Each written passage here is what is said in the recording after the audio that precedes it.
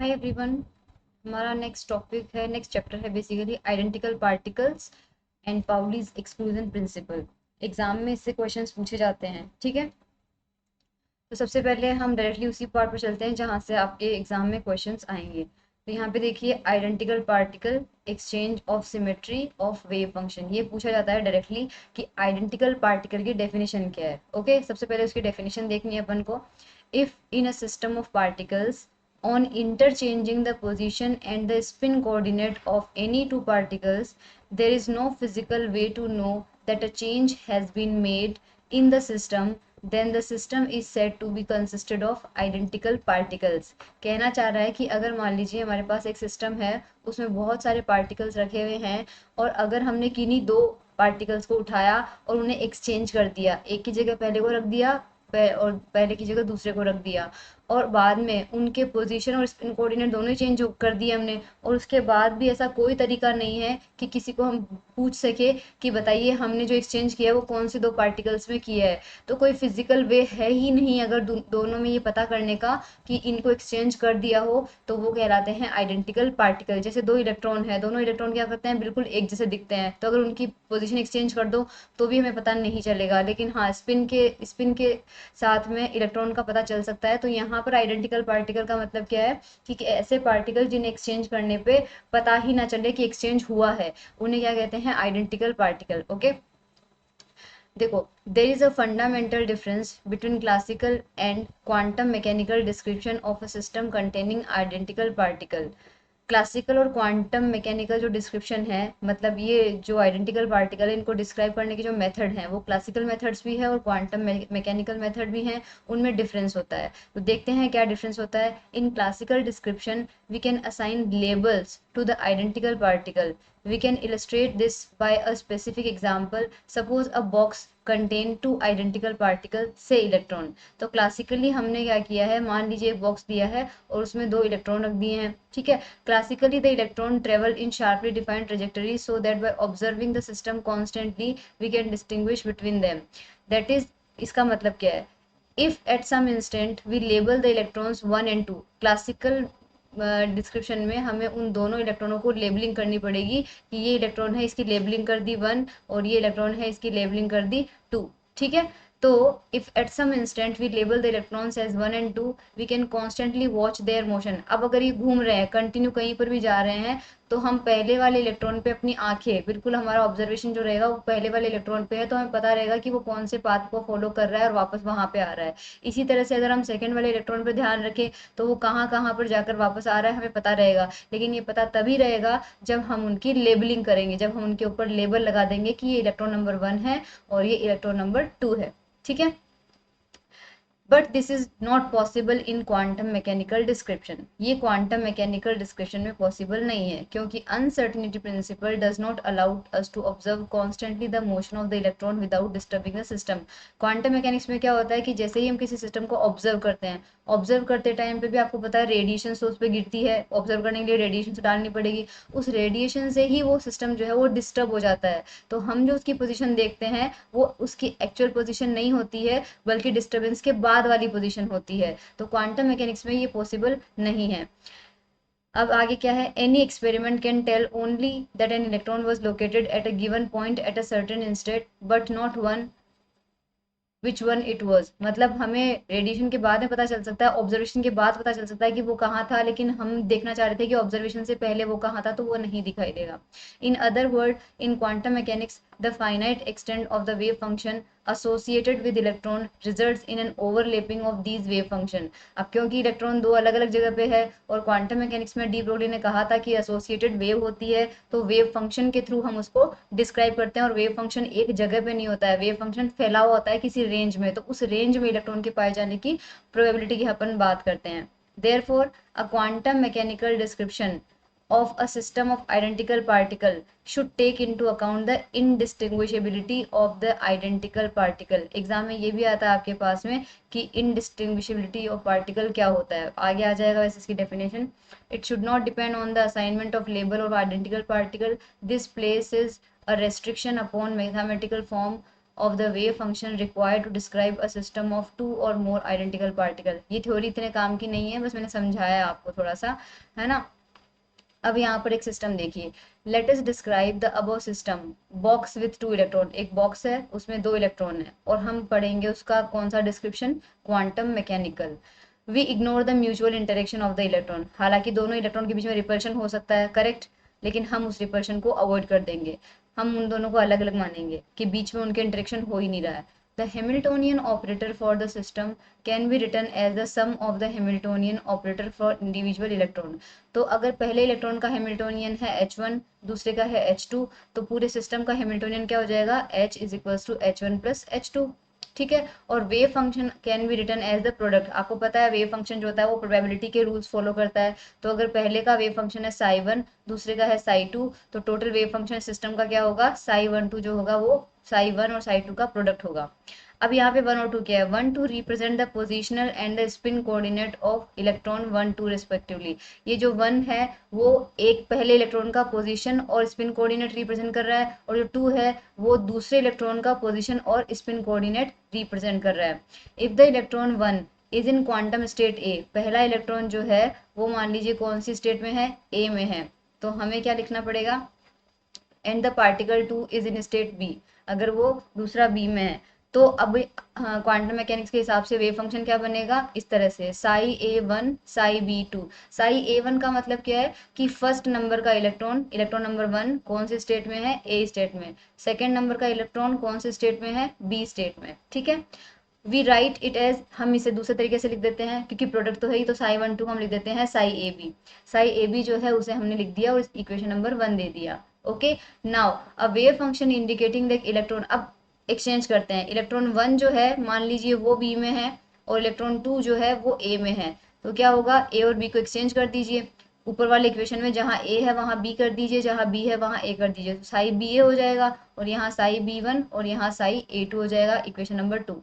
The probability density function for the system described by the wave function first and second are, probability लेते हैं तो probability हमारे पास क्या होती है, साई स्टार साई, तो सबसे पहले इक्वेशन वन की प्रोबेबिलिटी डेंसिटी लेते हैं, तो साई स्टार ए बी और साई ए बी, तो कर देते हैं मल्टीप्लाई कर देते हैं, इक्वेशन वन का लिया है, इक्वेशन टू का लेंगे तो इक्वेशन टू का यहाँ से इस तरह से आ जाएगा, ठीक है। इक्वेशन थ्री और इक्वेशन फोर हमें मिल चुका है, लेकिन since the two electrons are indistinguishable, मतलब इनडिस्टिंग्विशेबल का मतलब है कि उसमें पहचान नहीं सकते कि कौन सा इलेक्ट्रॉन कौन सा है, we should be able to exchange their labels, that is changing one into two and two into one, क्योंकि वो इनडिस्टिंग्विशेबल है तो उनका लेबल एक्सचेंज कर सकते हैं without changing a physical measurable quantity such as probability density. Let us make this change on probability density function psi star A B in equation third we obtain. Equation three के अंदर अपन क्या करते हैं, अपन equation three के अंदर उसका label change कर देते हैं, ए वन को टू से और टू को वन से एक्सचेंज कर देते हैं। तो सबसे पहले देखो ये वाला वेव फंक्शन था और ये वाला वेव फंक्शन हमारा कहाँ, यहाँ से यहाँ तक का तो था इक्वेशन नंबर थ्री में, देखो इक्वेशन नंबर थ्री का राइट हैंड साइड लिखा हुआ है ये, ठीक है। अब इसमें अपन क्या करेंगे, इसमें अपन वन को टू से चेंज कर देते हैं, तो यहाँ साई ए के साथ में टू आ जाएगा, साई बी के साथ में वन आ जाएगा, साई ए के साथ में टू आ जाएगा, साई बी के साथ में वन आ जाएगा, और ये मिल जाएगा हमें, करेक्ट। वन को टू से अपन ने चेंज कर दिया, इसी तरह से टू को वन से चेंज करोगे तो भी बात वही है, टू को वन से चेंज करोगे तो भी हमें सेम रिजल्ट ही मिलेगा, वन को टू से चेंज करोगे या टू को वन से चेंज करोगे, देख लेना रिजल्ट अपन को सेम मिलेगा। This leads the probability density function psi star B A which is different from the original function psi A B.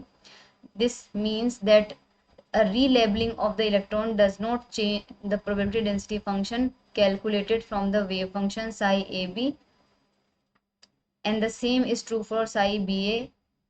ये क्या कहना चाह रहा है, इसका मतलब है कि आपने वन से टू को चेंज किया तो भी आपको यहाँ से आप यहीं पर आओगे, टू को वन से चेंज किया तो भी आप यहाँ से यहाँ पर ही आओगे। तो लेबल को किस तरह से चेंज करना है उससे प्रोबेबिलिटी डेंसिटी पर कोई फर्क नहीं पड़ रहा है, राइट। तो प्रोबेबिलिटी डेंसिटी जो है दोनों ही कंडीशन में सेम आ रही है, ठीक है। इसके अलावा अब सेम अपन एन पार्टिकल के लिए करते हैं, एक्सचेंज सिमेट्री देख लेते हैं एक बार, एक्सचेंज सिमेट्री भी हमारे पास आता है एक बार, ये देख लो। We are in search of a proper form of the wave function that can describe accurately a system of identical particle we shall just see that the total wave function describing a system of identical particle must either be symmetric or antisymmetric with respect to an exchange of the position and the spin coordinate of any two of them. ये कहना चाह रहा है कि हमारे पास हम ऐसा wave function चाह रहे हैं जो कि सिस्टम को एक्यूरेसी के साथ में डिस्क्राइब कर सके, आइडेंटिकल पार्टिकल का सिस्टम होना चाहिए और ऐसा वेव फंक्शन चाहिए जो उसे डिस्क्राइब कर दे। और ऐसा वेव फंक्शन जो है वो दो ही तरह की उसकी पॉसिबिलिटीज होती है, या तो वो सिमेट्रिक हो सकता है या फिर वो एंटी सिमेट्रिक हो सकता है। सिमेट्रिक और एंटी सिमेट्रिक के बारे में हम यूजी में पढ़ चुके हैं, यानी वेव फंक्शन के जो पोजिशन कोऑर्डिनेट है उन पे माइनस लगाने से या तो वापस वेव फंक्शन वो का वही मिल जाए विद पॉजिटिव साइन, या फिर वो का वही वेव फंक्शन मिल जाए विद नेगेटिव साइन। तो हमारे पास कह सकते हैं कि that is the total wave function must possess the property of exchange symmetry. इस प्रॉपर्टी को बोलते हैं एक्सचेंज सिमेट्री। तो एक्सचेंज सिमेट्री क्या होता है? एक्सचेंज सिमेट्री ये होता है कि जब किसी वेव फंक्शन के पोजिशनल और स्पिन कोऑर्डिनेट को चेंज किया जाता है, माइनस साइन से किया जाता है, ऑपोजिट लिया जाता है, तो वेव फंक्शन या तो पॉजिटिव साइन के साथ में एज इट इज मिल जाता है या फिर नेगेटिव साइन के साथ में एज इट इज मिल जाता है। तो इस प्रॉपर्टी को बोलते हैं एक्सचेंज सिमेट्री। अब हम एन पार्टिकल की बात करते हैं। Let us consider a system of N identical particle जिसके पोजिशनल कोऑर्डिनेट ये हैं, ये पहले पार्टिकल का है, दूसरे पार्टिकल का, ये nth पार्टिकल का। और स्पिन कोऑर्डिनेट जो है, स्पिन पार्टिकल में हम z कंपोनेंट ऑफ स्पिन ले रहे हैं, ठीक है। तो SZ1 SZ2 SZ3 इस तरह से हो जाएगा। तो टोटल वेव फंक्शन कितना हो जाएगा? स्पेशियल, देखो ये स्पेशियल जो होता है वो स्पेस से रिलेटेड होता है, स्पेशियल और स्पिन, ये स्पिन से हो जाएगा wave function of the system. तो वो वेव फंक्शन अपने पास कैसा आएगा? टोटल वेव फंक्शन हमारे पास कैसा आएगा? साई लिख दिया अपन ने। सबसे पहले इनके पहले पार्टिकल का स्पेस कोऑर्डिनेट और स्पिन कोऑर्डिनेट, दूसरे पार्टिकल का स्पेस कोऑर्डिनेट और स्पिन कोऑर्डिनेट, nth पार्टिकल का स्पेस कोऑर्डिनेट और ये स्पिन कोऑर्डिनेट, ठीक है। फॉर एब्रीविएशन यानी छोटा करने के लिए हम लिखते हैं साई। वन का मतलब ये, टू का मतलब ये, एन का मतलब ये, ठीक है। टोटल वन में आ गया उसका x1 y1 z1 position coordinate और साथ में उसका स्पिन का z कंपोनेंट SZ1 आ जाएगा। हैमिल्टोनियन ऑपरेटर क्या हो जाएगा? हमें पता है हैमिल्टोनियन ऑपरेटर का मतलब क्या होता है। हैमिल्टोनियन होता है minus H cross square upon 2m del square plus V, यही होता है।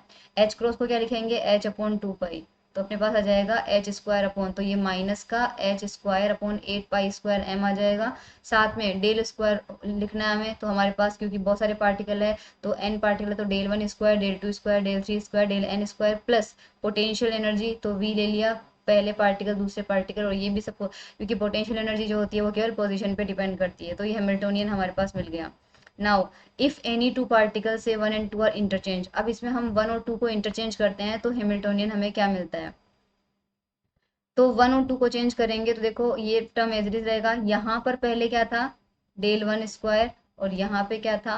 Del 2 square. अब पहले डेल 2 आ गया और डेल 1 आ गया, बाकी किसी को चेंज नहीं किया, एज इट इज रखा है। इसी तरह से वी में यहाँ पे पहले 1 था और यहाँ पे 2 था, तो यहाँ पे 1 और 2 एक्सचेंज कर दिया। लेकिन देखा जाए तो ये हैमिल्टोनियन और अभी जो आपको ऊपर दिखाया था वो हैमिल्टोनियन बिल्कुल सेम है। Since the potential energy must be same as before because the particles are identical in every way, potential energy same होती है क्योंकि देखो दो पार्टिकल है Q1 और Q2, इनकी पोटेंशियल एनर्जी लेते हैं तो K Q1 Q2 upon R। अब आप Q1 को Q2 से रिप्लेस कर दो या Q2 को Q1 से, तो क्या आ जाएगा? K Q2 Q1 upon R, दोनों सेम ही तो है। तो पार्टिकल की पोजीशन चेंज करने से या उनका जो पार्टिकल चेंज करने से पोटेंशियल एनर्जी चेंज नहीं होती है। तो हम यहाँ पर देख पा रहे हैं कि हैमिल्टोनियन चेंज हुआ ही नहीं। Hence the Hamiltonian is invariant with respect to the position and the spins of the particle. अब एग्जाम में पूछा जाएगा आपसे, prove that the Hamiltonian is invariant with respect to the position and the spin of the particle. तो ये जो अपन ने अभी किया है ये आपको डेरिवेशन यहाँ पे करना है। इसके बाद हमारे पास आता है एक्सचेंज ऑपरेटर और पैरिटी, ये भी बहुत इंपॉर्टेंट है, ठीक है। This is called the exchange invariance of the Hamiltonian, ये पूछा जा सकता है। Describe the exchange invariance of the Hamiltonian, तब आपको यही करना है। Now let us now define an exchange operator P12। एक ऑपरेटर डिफाइन करते हैं P12 whose action is to interchange the position and the spin। मतलब इसका काम क्या होगा? जब भी ये किसी वेव फंक्शन के आगे लगाएंगे ये दो पार्टिकल को एक्सचेंज कर देगा, है ना। तो अपन 1 और 2 का ही करते हैं ताकि अपने लिए आसान रहे। तो जैसे ये वेव फंक्शन था साई 1 2 3 से लेके n, जैसे ही आपने ये एक्सचेंज ऑपरेटर लगाया 1 2, क्योंकि ये 1 2 पे ही लगाया तो ये 1 को 2 की जगह रख देगा और 2 को 1 की जगह रख देगा और वेव फंक्शन आपको दे देगा। तो देखो हमें वेव फंक्शन मिल गया, 2 आ गया 1 की जगह और 1 आ गया 2 की जगह। Like parity operator this is also linear, एक पेरिटी ऑपरेटर होता है उसे भी हम पी से रिप्रेजेंट करते हैं, ये जो एक्सचेंज ऑपरेटर होता है ये भी लीनियर होता है, ठीक है। तो हमारे पास यहाँ पर क्या है, आइगन वैल्यू इक्वेशन बनाता है ये, मान लीजिए। तो जब ये ऑपरेटर हमने यहाँ पर देखा ना, जब ये इस वेव फंक्शन पे अप्लाई हुआ तो हमें वापस वेव फंक्शन मिला है। तो जब ये P12 ऑपरेटर साई पे अप्लाई होगा तो एक आइगन वैल्यू के साथ में वापस हमें वेव फंक्शन मिल जाएगा। बोलते हैं ना अपन को H psi is equals to each psi, ये आइगन वैल्यू इक्वेशन होती है। तो ये भी क्या होता है, आइगन वैल्यू इक्वेशन को फॉलो करता है, जहां पर अल्फा आइगन वैल्यू है। दोबारा एक बार और ऑपरेट करेंगे इसी पे, तो पी का स्क्वायर आ जाएगा साई, और यहाँ पे अल्फा स्क्वायर आ जाएगा साई, ठीक है। बट बाय डेफिनेशन पी ने क्या किया, देखो पहला एक बार पी को ऑपरेट किया तो वन टू से रिप्लेस हो गया, ठीक है, और टू जो है वो वन से रिप्लेस हो गया। अब इस सिस्टम पे दोबारा अगर पी ऑपरेट करोगे तो वापस पूरा क्या है, वन से टू पे गया था ना, तो वो वन की जगह वापस टू आ जाएगा, ठीक है, और यहाँ टू की जगह क्या आ जाएगा, वन आ जाएगा। यानी कि पेरिटी ऑपरेटर को अगर दो बार ऑपरेट करोगे, समझना है ऐसे, जब इस पे अप्लाई होगा तो हमें क्या मिल रहा है, टू वन मिल रहा है, और फिर इस टू वन पे वापस अप्लाई करो, टू वन पे वापस अप्लाई करो तो क्या मिल रहा है, वन टू, यानी ये one two original wave function आ गया। तो इस ऑपरेटर को दो बार अप्लाई करने से एक्चुअल वेव फंक्शन जो था, ओरिजिनल वेव फंक्शन, वो आ जाता है। तो यहाँ पर यही लिखा हुआ है कि अगर इसका स्क्वायर ऑपरेट करेंगे साई पर तो हमें एज इट इज साई मिल जाएगा। अब नाउ इस इक्वेशन में और इस इक्वेशन में कंपेरिजन करेंगे तो एलएचएस बिल्कुल सेम है, आरएचएस में अल्फा स्क्वायर जो है उसकी जगह हमें क्या मिल रहा है, वन। तो alpha square is equals to one मिलेगा, तो अल्फा की वैल्यू कितनी आ जाएगी, प्लस माइनस वन आ जाएगी। ये अल्फा की वैल्यू इक्वेशन नंबर 6 में रखेंगे तो हमारे पास आ जाएगा ये। तो यानी कि एक्सचेंज ऑपरेटर लगाने से या तो साई मिलेगा प्लस साइन के साथ में, या माइनस साइन के साथ में हमें मिल जाएगा, ठीक है। तो यहाँ हम देख सकते हैं the wave function have the property of either of remaining unchanged और of changing sign when any two particles of the system are interchanged, okay. That is, the wave functions are either symmetric or antisymmetric with respect to an exchange of the position and spin coordinate of any two particles of the system. यही हमारे पास यहाँ पे है, ठीक है। अब we have already seen that the Hamiltonian for a system of identical particle is invariant. अभी अभी अपन ने देखा है identical particle का Hamiltonian change नहीं होता है with respect to exchange of any two particle.